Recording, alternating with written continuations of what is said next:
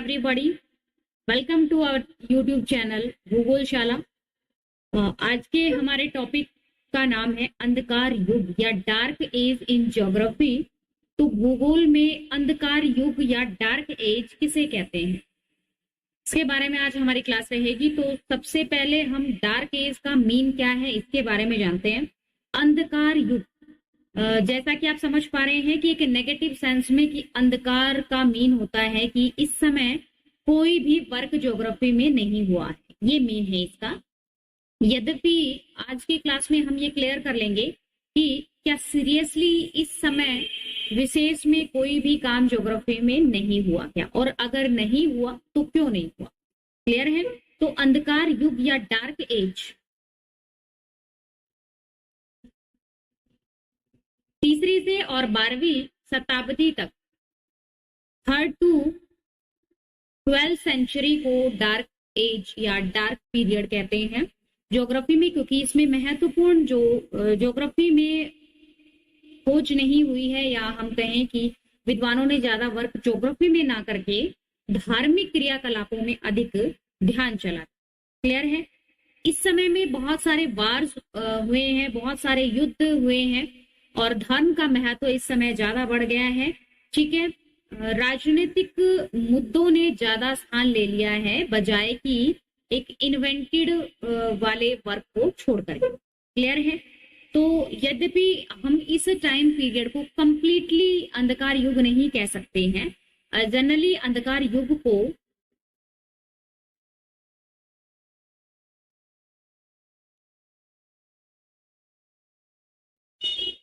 पांचवी से और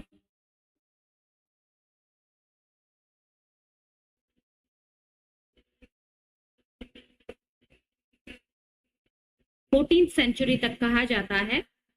बट जो मेन पीरियड है वो अंधकार युग का हम 3री से और 12वीं शताब्दी तक कह सकते हैं। और भी अधिक हम गहरी बात करें तो लगभग 5वीं से और 10वीं शताब्दी की बात करें तो यहाँ तक के पीरियड को हम डार्क एज कह सकते हैं। इसके अलावा या इससे पहले या इससे आगे तो वर्क हुए हैं जो, उन्हीं को आज हम उस लिस्ट को पढ़ेंगे। ठीक है।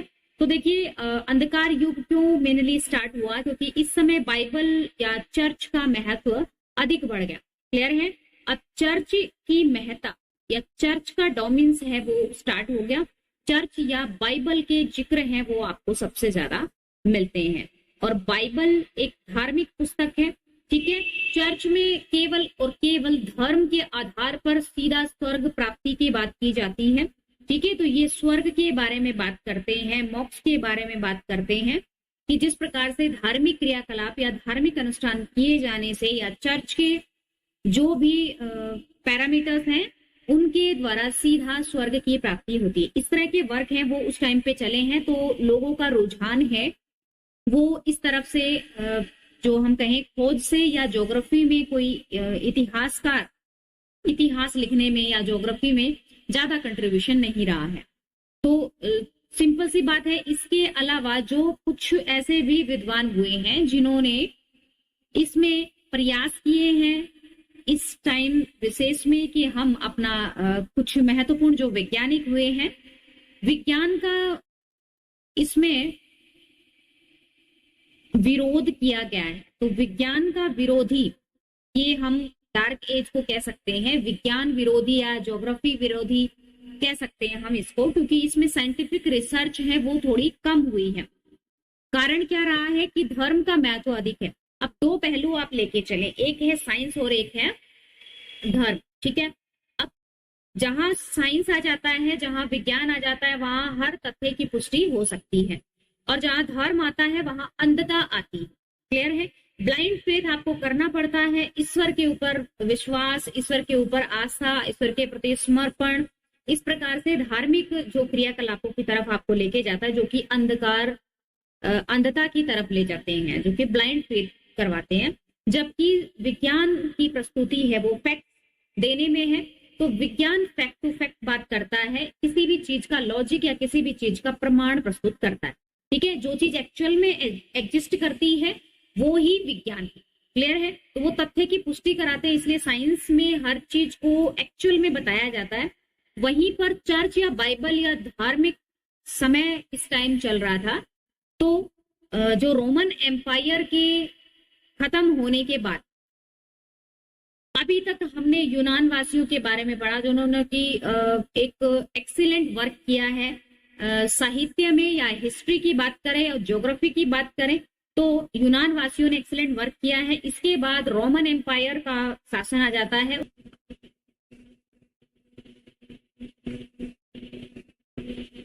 रोमन अगस्तस रोमन साम्राज्य के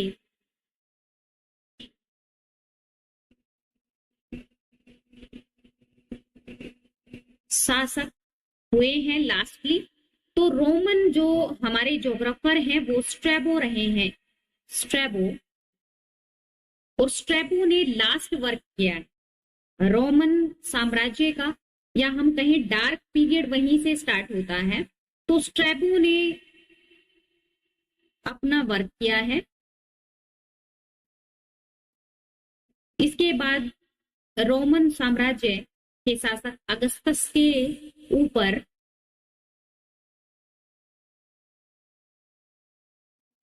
जर्मनी ट्राइब्स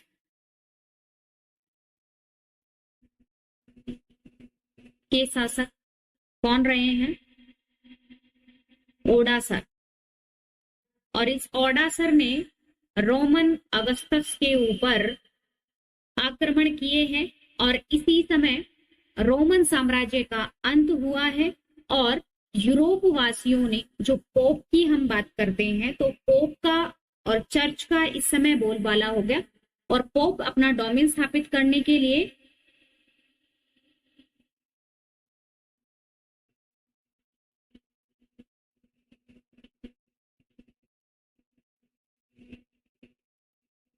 धर्म का सहारा लेते हुए और इन्होंने रोमन साम्राज्य को ध्वस्त कर दिया।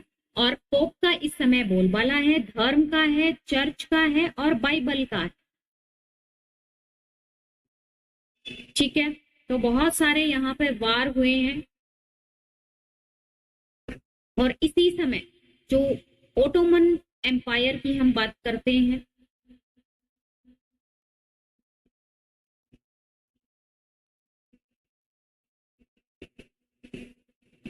अब पोप जो कि धर्म को विशेष महत्व देते हैं, चर्च के तथ्यों पर वर्क करते हैं, तो उन्होंने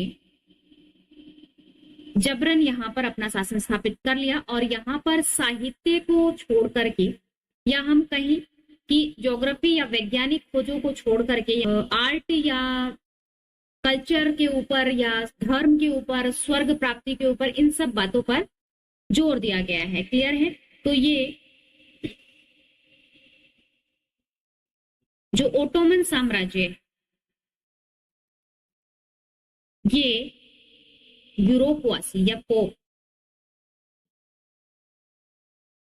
यरूशलेम पर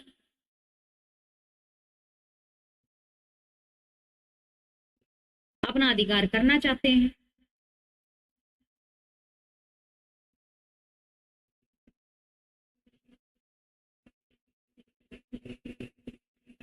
लेकिन इसी समय ये यरूशलेम होली प्लेस है।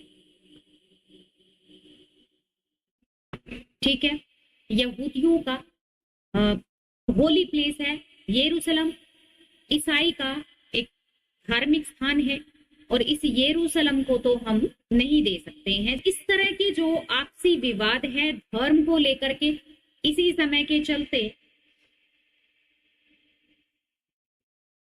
रोमन एम्पायर खत्म हुआ और इसी को डार्क एज के नाम से जाना जाता है, जो धार्मिक महत्व अधिक दिए जाते हैं।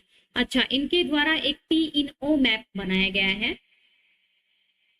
और T-in-O मैप में यूं समझे हम कि अर्थ है और अर्थ के सराउंड स्वर्ग है, सीधा स्वर्ग। क्लियर है? 3 महाद्वीपों की ये बात करते हैं और इन तीनों ही महाद्वीपों में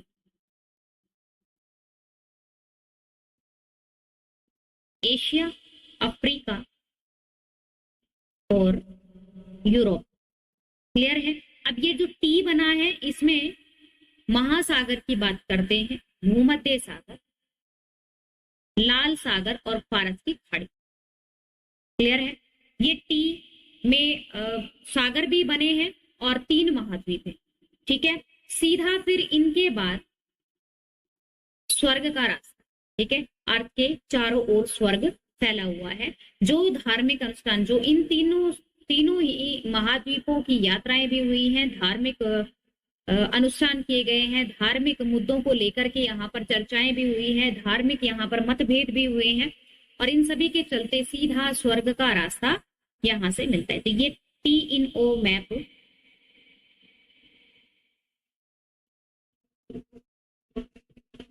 बनाया गया। क्लियर है? अच्छा, ऐसा नहीं है कि डार्क एज में कोई भी वर्क नहीं हुआ है। इसी समय महान वैज्ञानिक भी हुए हैं और उनके द्वारा भी महत्वपूर्ण वर्क किया गया, लेकिन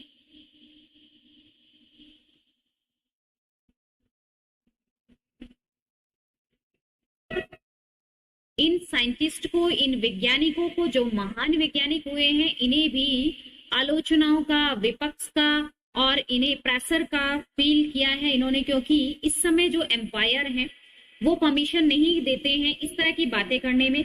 तो एक छोटा सा एग्जाम्पल के थ्रू हम समझेंगे कि जैसा आपने सुना है निकोलस कॉपरनिकस। ठीक है, निकोलस कॉपरनिकस जो एक फेमस साइंटिस्ट हैं, एक ब्रिलियंट साइंटिस्ट रहे हैं। तो निकोलस कॉपरनिकस ने सबसे पहले ये बताया कि अर्थ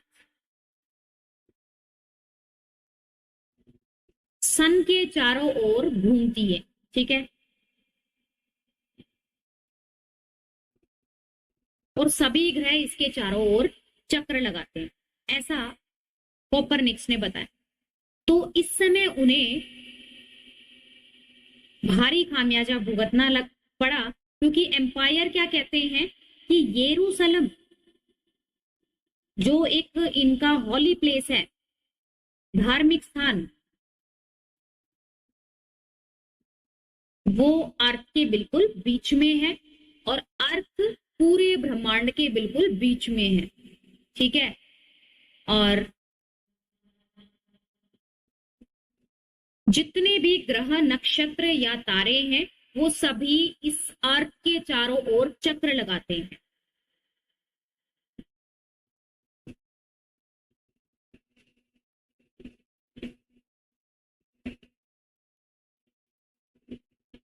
सभी ग्रह घूमते हैं, इवन की सूर्य भी इसी के चारों ओर घूमता है, क्योंकि धार्मिक मान्यताएं और धार्मिक जो उनकी अंधता है वो कहती है कि अर्थ बिल्कुल सेंटर में है।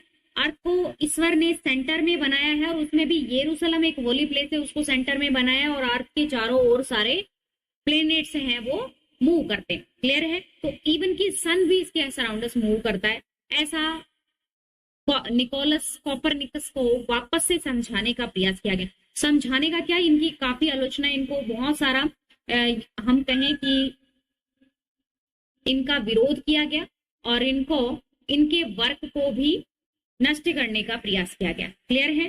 तो ऐसा कॉपरनिकस के द्वारा किए गए प्रयास हैं। ये वैज्ञानिक थे, इन्होंने भी वर्क किया है, तो ऐसा नहीं कह सकते हैं कि यहाँ डार्क एज में कोई वर्क नहीं हुआ है या साइंटिस्ट नहीं हुए। दूसरा एग्जाम्पल ले,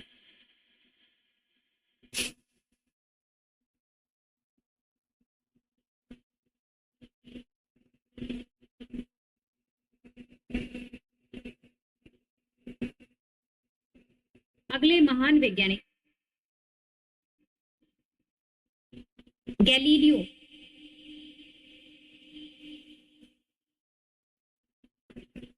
जिन्होंने क्या किया था, दूरबीन बनाया था, और ये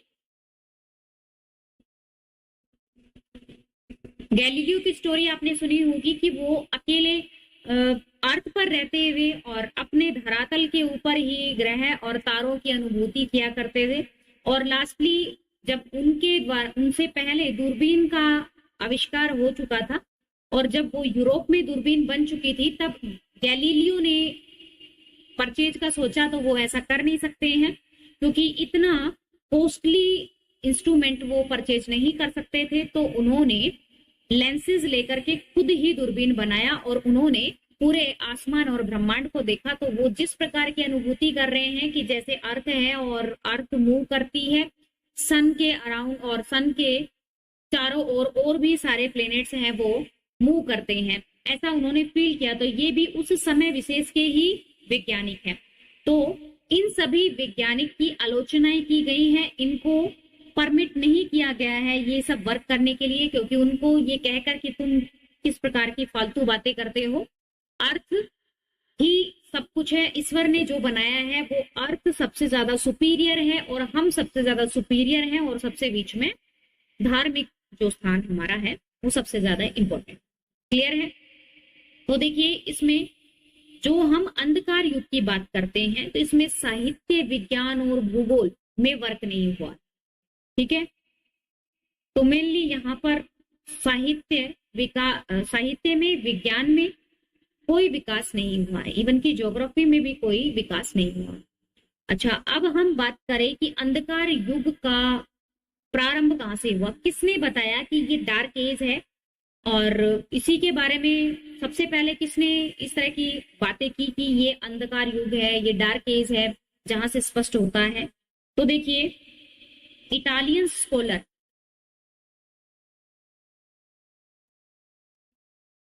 ये इटालियन स्कॉलर है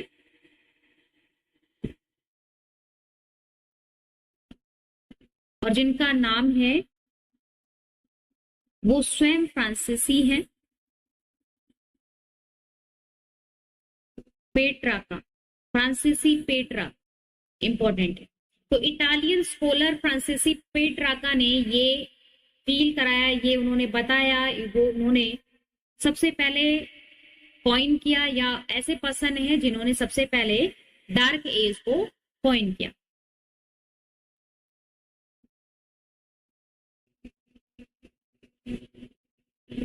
क्लियर है? तो इस प्रकार से अंधकार युग को मध्य युग कहा जाता है, मध्य काल कहा जाता है। ठीक है, तो अंधकार युग शब्द आमतौर पर रोमन साम्राज्य के पतन के बाद पुनर्जागरण काल, जो कि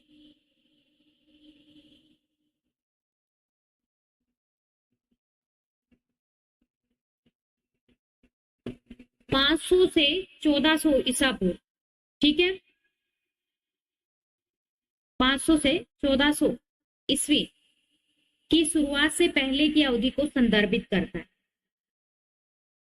यह युग यूरोप में शास्त्रीय शिक्षा, विद्वानों की गतिविधियों के पतन के चिन्ह है, या हम कहें यहाँ इस समय साहित्य, विज्ञान और भूगोल का विकास आगे नहीं बढ़ पाया।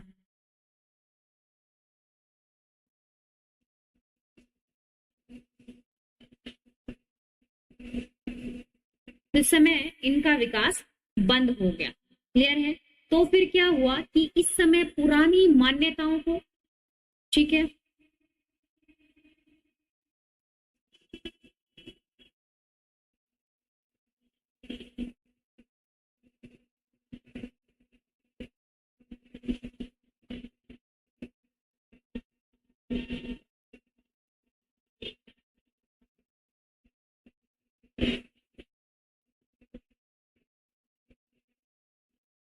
इस समय पुरानी मान्यताओं को महत्व दिया गया, धार्मिक पुस्तकों को चर्च में जो पढ़ाई जाती हैं उसी से जीवन के तरीके या जीवन का जो रहन सहन है उसके बारे में बताया जाता है, मोक्ष प्राप्ति के बारे में बताया जाता है। साहित्य, विज्ञान और भूगोल का विकास इस समय नहीं हुआ। ठीक है, इस अवधि के दौरान यूनानियों, रोमन से प्राप्त उन्नत भौगोलिक ज्ञान का अधिकांश हिस्सा समाप्त हो गया है। ठीक है, उनकी वैल्यू नहीं, बिल्कुल ही समाप्त कर दी गई है। सामाजिक राजनीतिक उथल पुथल, आक्रमणों, केंद्रीकृत शासन की कमी के कारण से विद्वानों की गतिविधियां सीमित थी। ठीक है, क्योंकि आक्रमण चल रहे हैं, केंद्रीकृत सत्ता का प्रेशर है और राजनीतिक जो उथल पुथल है, इसके चलते विद्वान आगे वर्क नहीं कर पाए हैं। ईसाई धर्म के प्रसार ने इसमें महत्वपूर्ण भूमिका निभाई, क्योंकि अनुभव जन्य अवलोकनों से ध्यान हटा करके दुनिया की धार्मिक व्याख्याओं पर चला गया। ओके, अब हम पढ़ रहे हैं कि आमतौर पर अंधकार शब्द का रोमन एम्पायर 5वीं सदी से लेकर के 14वीं सदी तक इसको हम बताते हैं। लेकिन इसी टाइम पीरियड के बीच में अभी बताया कि बहुत सारे साइंटिस्ट भी हुए हैं, बहुत सारे विद्वानों ने वर्क भी किया है। मैं तो नहीं मिला, ख्याति नहीं प्राप्त हुई, वो बात अलग है। ठीक है, तो इसी के दौरान बीच में 1000 ईस्वी से लेकर के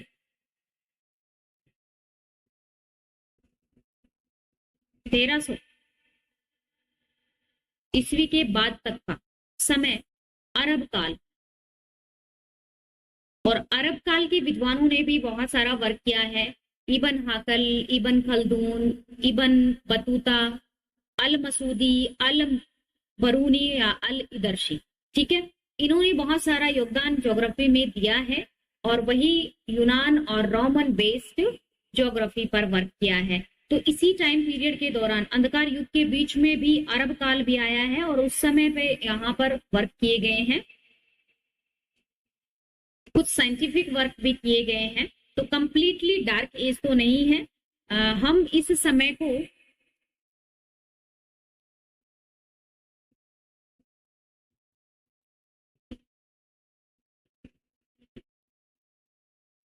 पांचवी से 10वीं शताब्दी,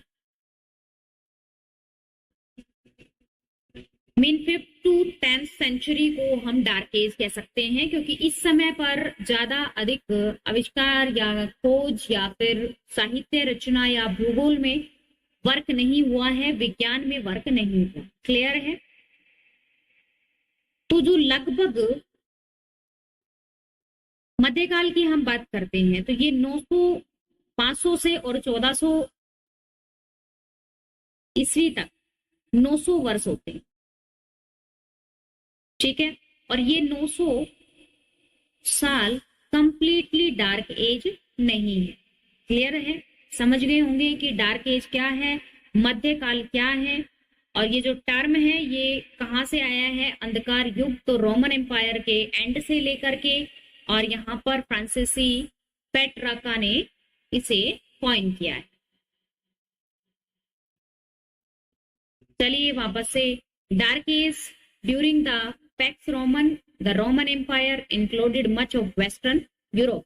तो वेस्टर्न यूरोप के ऊपर जब रोमन एम्पायर हुआ करता था, और रोमन एम्पायर अपने आप में एक बड़ा साम्राज्य था जो कि मेनली इटली से प्रारंभ होकर के भूमध्य सागर के सराउंडस लगता हुआ अफ्रीका तट के आसपास तक, एशिया, अफ्रीका और यूरोप तीनों ही महाद्वीपों में फैला हुआ एक रोमन, एक बड़ा एम्पायर, एक बड़ा शासन हुआ करता।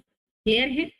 तो देखिए, spread classical ideas, spread Latin language और स्प्रेड क्रिश्चियनिटी, ये 3 महत्वपूर्ण रोमन एम्पायर के बाद में वर्क हुआ है। After the fall of Rome in 476 Europe entered a time of political, social, economic decline. ठीक है, इस समय में राजनीतिक, आर्थिक, साहित्यिक और सामाजिक डिक्लाइन हुआ है। यहाँ पर तो साम्राज्य के अंत के साथ साथ में ही सामाजिक, आर्थिक और राजनीतिक अव्यवस्था फैल गई है। तो that would be called the dark age, also middle age. तो मिडिल एज और डार्क एज दोनों को कंप्लीटली कहते हैं, और लगभग ये 900 साल तक का पीरियड है, उसको हम डार्क एज कहते हैं। इवन की इसके बीच में हम जान चुके हैं कि इस समय अरब काल आया, तो इसे हम डार्क एज, बीच में डार्क एज में वर्क हुए हैं, तो कंप्लीटली हम 900 साल को 900 साल को डार्क एज नहीं कह सकते हैं, बट कंप्लीटली डार्क एज और मिडिल एज लगभग 5वीं से और 10वीं शताब्दी तक को हम कह सकते हैं। During this time invader Swift across Europe, trade slow, town were abundant and learning stop. तो यहाँ पर कोई भी ज्ञान, विज्ञान, पढ़ाई सब समाप्त हो चुका था, केवल यहाँ पर चर्च की पढ़ाई की जाती। क्लियर है? तो this time period was actually not dark, but Shah new culture form that blended Greek Roman German Christian ideas, तो इसको हम मिडाइवल सिविलाइजेशन कहते हैं। ठीक है, मिडाइवल सिविलाइजेशन कहते हैं हम इसको। डार्क एज की बजाय हम कह सकते हैं कि यहाँ पर पहले ग्रीक हुए, रोमन हुए, फिर उसके बाद जर्मनी क्रिश्चियन आइडियाज को मिक्सअप पाया जाता है इस डार्क एज में। सो इस प्रकार से डार्क एज को समझाया गया है और आप उम्मीद है कि आपको अच्छे से समझ में आ गया होगा कि डार्क एज क्या है, अंधकार युग क्या है और एक्चुअल में डार्क एज है या नहीं। ठीक है, इसी के बीच में भारतीय भूगोलवेता कह सकते हैं हम या फिलोसफर दार्शनिक कह सकते हैं जिन्होंने वर्क किया है। बहुत सारे पॉलिटिक्स भी हैं जो पॉलिटिशियन हैं जो कि लगभग हिस्टोरिकल वर्क इन्होंने किया है। तो हिस्ट्री पे वर्क करने वाले, कला और साहित्य पे वर्क करने वाले विद्वानों ने यहाँ पर हिस्ट्री में एक नया मोड़ दे करके अंधकार युग के बारे में लिखा है। क्लियर है? तो इस प्रकार से ये थी आज की हमारी क्लास अंधकार युग या डार्क एज पर। इसके जस्ट बाद में 1400 ईस्वी, ठीक है, या हम कहें 14वीं शताब्दी, ठीक है, तो 14वीं शताब्दी में पुनर्जागरण काल आया है। ठीक है, और इस पुनर्जागरण काल में या खोज काल में आविष्कार हुए हैं या किसी भी क्षेत्र की यात्राएं करके खोज की गई है, जैसे भारत की खोज की है, जैसे अमेरिका की खोज की है। तो ये हम नेक्स्ट के क्लास में पढ़ेंगे। फिलहाल ये है क्लास का एंड। मिलते हैं नेक्स्ट की क्लास में। Subscribe now and press the bell icon. Never miss an update.